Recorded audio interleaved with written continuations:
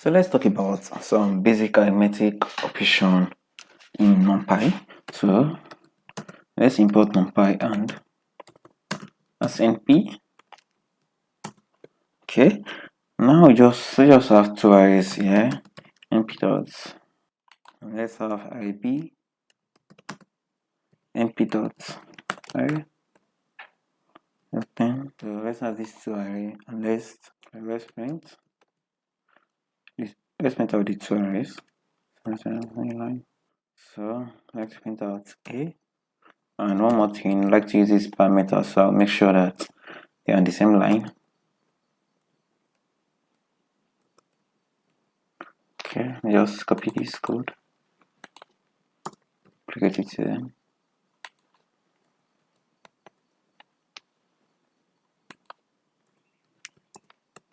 So now I have these two arrays here, array A and B.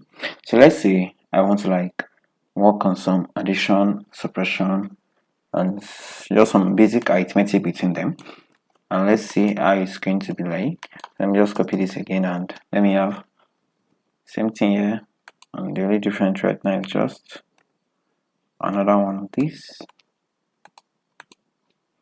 then one of this. And let's start with A plus B. So I want to have A plus B, right? Then A minus B. I want to have A minus B. A minus B. So this for two other operations. So we have multiplication, that's asterisk, multiplication, and we have division.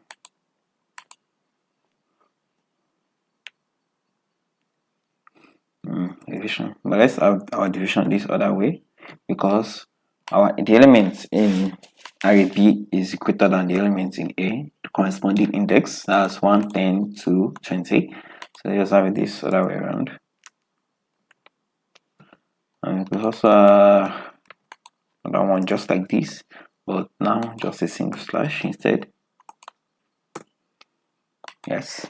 So let's print out this and compare it. So we can see that this is our array now, and these are the result of what's printed. You can see that the first arithmetic operation we're seeing here is the addition, and if you notice, the two arrays, they are just adding the first elements to each other, like the corresponding elements.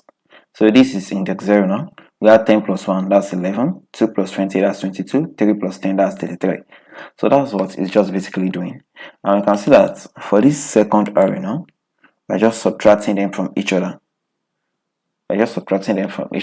So 1 minus 10, that's minus 9. Then 2 minus 20 minus 18. So this is how we're just doing it. And for the multiplication, it's the same thing. And you can see the difference between this now. Using this two division, we are making sure that we are not having any decimal, any remainder, but not using it is giving us remainder here. And that's why all these are float value. Actually, the remainder is 0, but using this is actually telling the program that we are expecting that anyone could be a decimal, something like that. So if I should put this as 75 now, okay, let me put this as 75.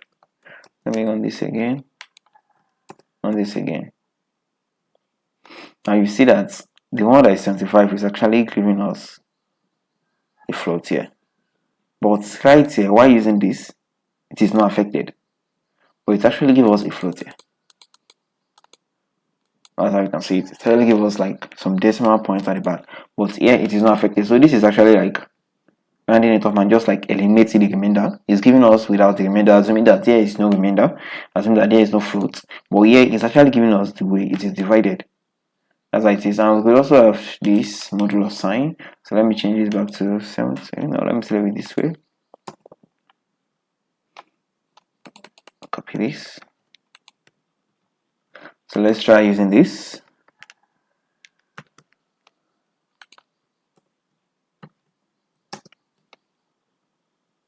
Now we can see that this is actually just returning only the remainder. While we divide 10 divided by 1, there's no remainder, so it's giving us back 0 actually. and that's why all these ones are not having any decimal point at the back. But when we get here, give us 5. That's because when we divide, I think 7 divided by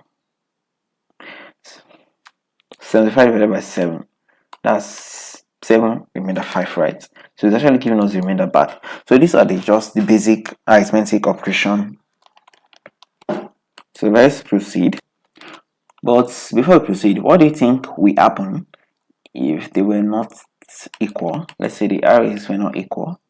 Let me just change this back to 7, and then say this, they were not like equal, and they were not having like equal item size. Now you can see we're having an error because they are not having the same dimension. So we could not put class together with shapes 9 and 10. They are not having the same dimension. Sorry, not the same dimension. They are not having the same numbers of elements. That is the item size. So we can see they won't work that way. So now let's proceed to how we can work with arithmetic operation with 2D arrays. So we could also have like 2D arrays now. Let's say we have same A and B. Okay, let me just copy this and make some modification.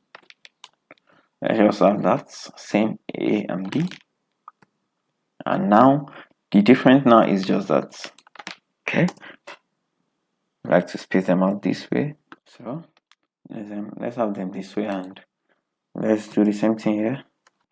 So let's have them this way. So we have A and B just like this. So what do we?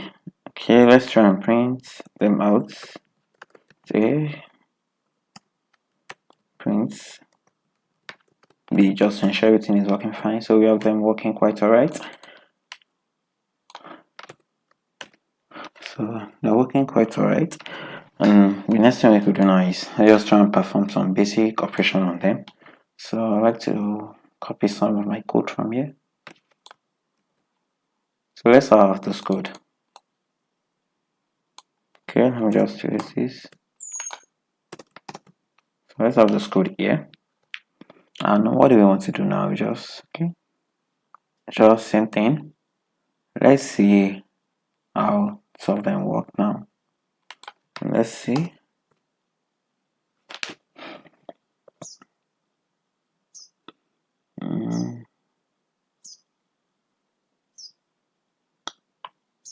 So I just like to add one more thing here. Let's say that's new line.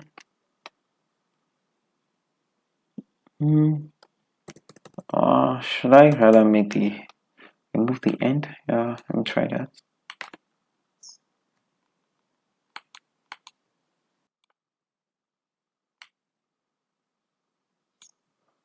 So I'm just trying this again,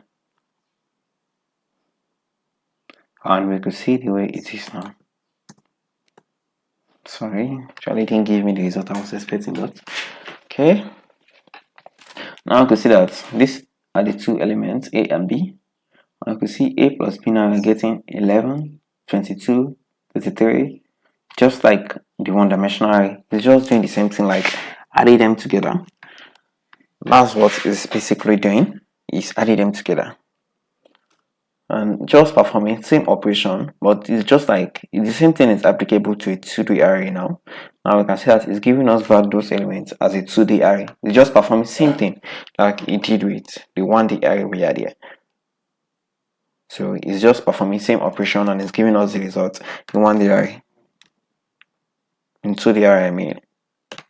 But if you should look at all these 2D arrays, they look matrix like, right, in form of matrix.